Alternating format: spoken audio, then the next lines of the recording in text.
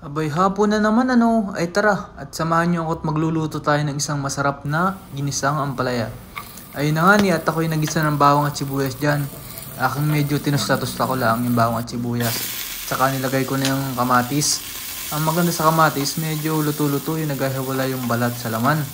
Para masarap pag naluto na ano.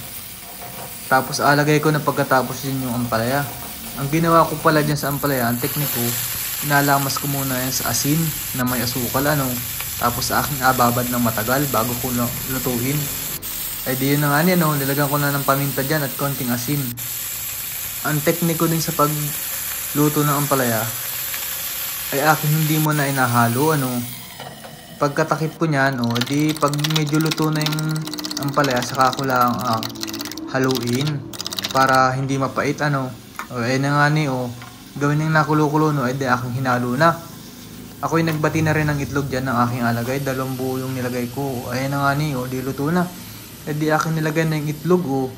Maganda yung malasado lang yung itlog dyan para masarap. Yung di na-overcook ay tingnan nung sarap niya. Ganyan ako magluto ng ampalaya. Hindi yan mapait. Purbahin ninyo.